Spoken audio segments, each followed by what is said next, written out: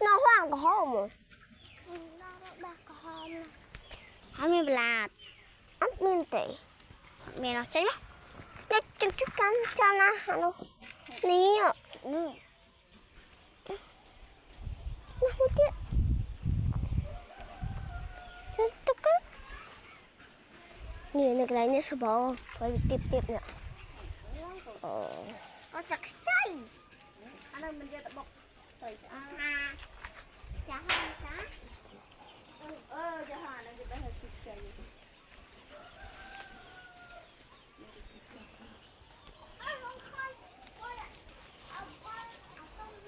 ô nghe có hông không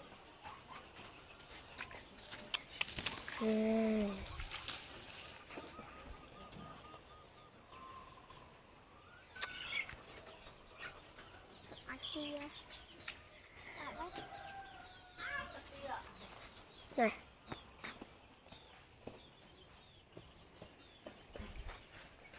ô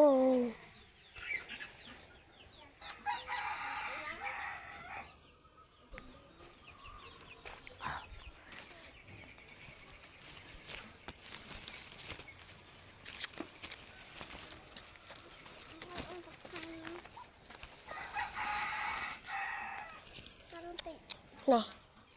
cha nôn tinh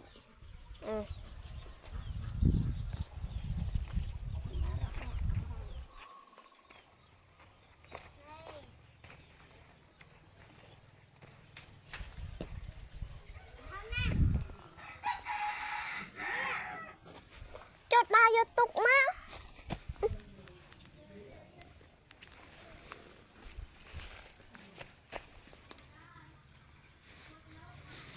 ồ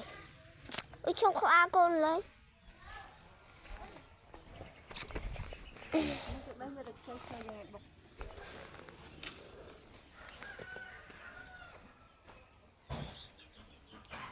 ồ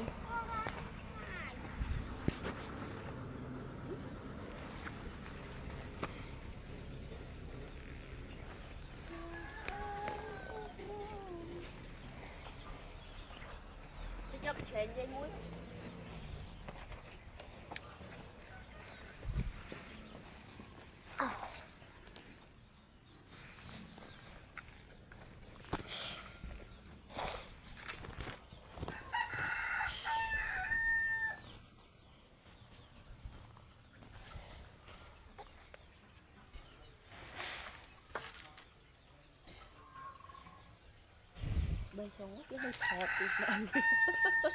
ôi trong có A côn nữa ăn dây không lai với tao nó ô mạnh nó bèm bờ ôi ba nó ngay mình bèm bẩn một món dây ở rồi trong con hòn ở đây mà tự bay hắn ta bay gì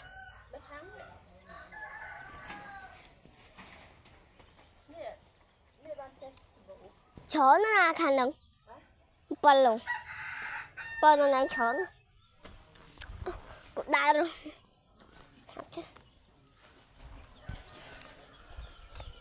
xong cái chèn dây sẵn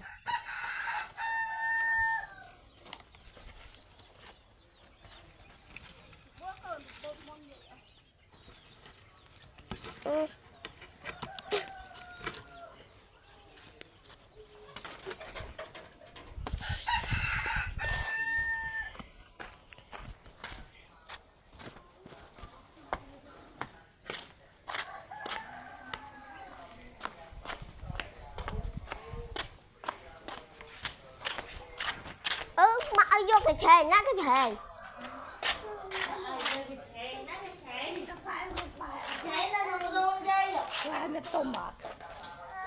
nhưng vô cái chèn đã ôm bờ tắc ta đã ôm bờ ta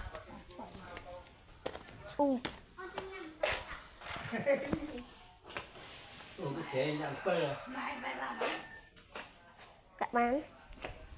đã tịch khổ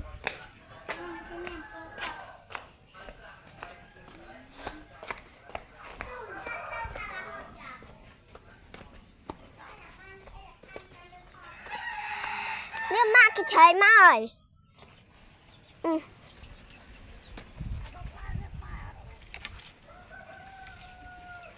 Lạc luôn.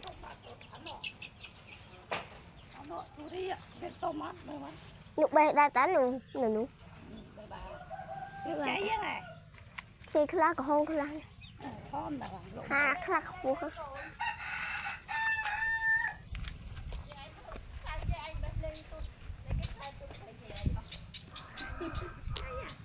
Chạy cái gì bay hay cả.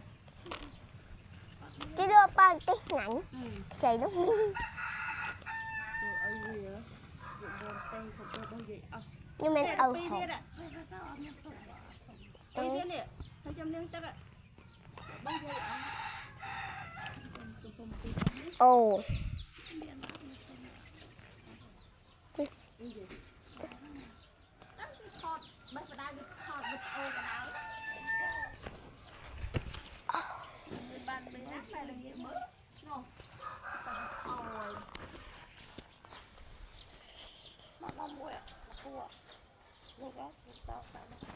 ồ dùng giòn rồi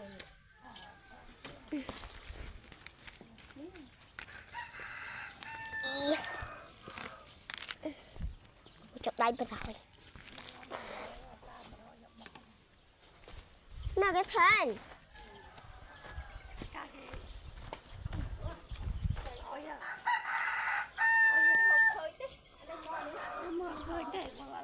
ai xôi miệng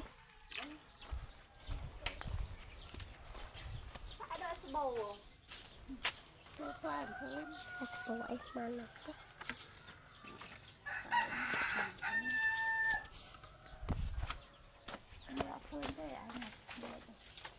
nó thả vào bờ trời Để sẽ nhiên hôn nó nha nó mới lướt đung mình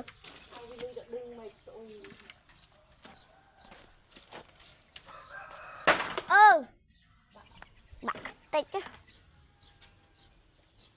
bạc ó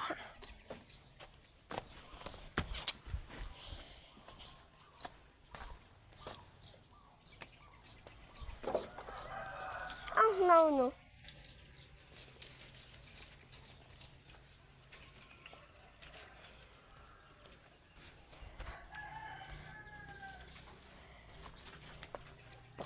Tắt.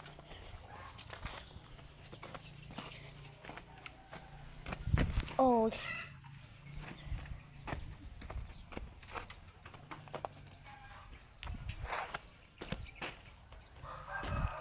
nó vậy chụp tay được không bọc. Quá rụt mon dây á con. Dây chành chẳng này. ôi tắt thế nó hử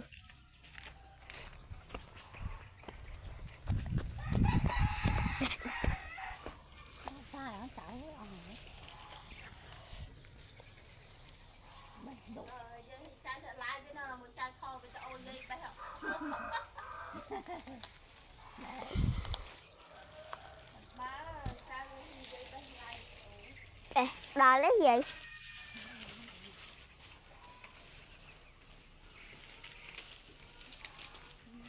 tôm chung hóa hải nó khăn sập càng đặc biệt đó bên nào rồi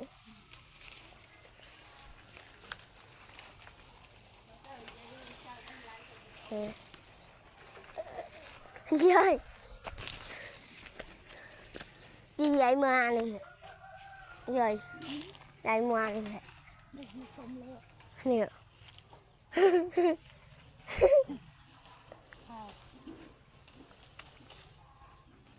ôi trời nó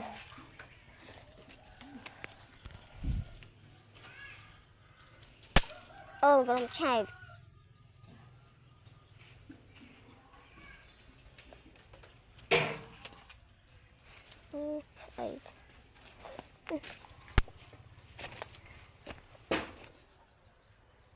ui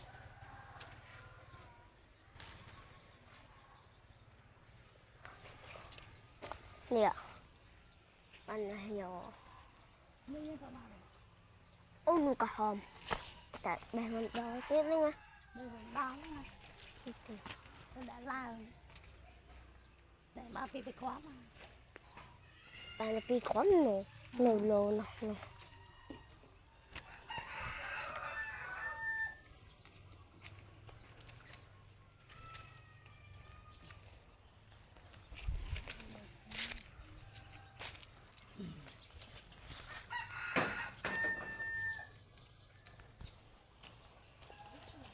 tâm đang ấy hở mới là nhiều bạch nữa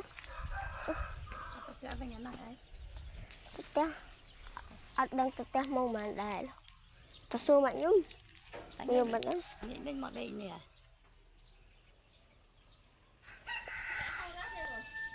chả nè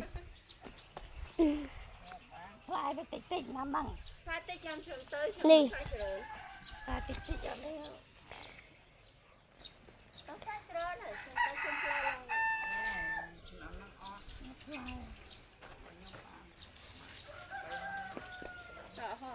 chưa tiệt à và đã có món này đây là một chùm hả ơi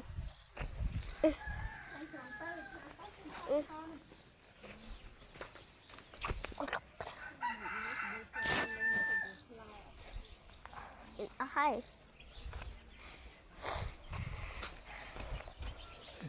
nè nè bọt miếng khoai nó cặp chảo này ngực đây dây chưa thật đây vậy hay là lại với ô để bắt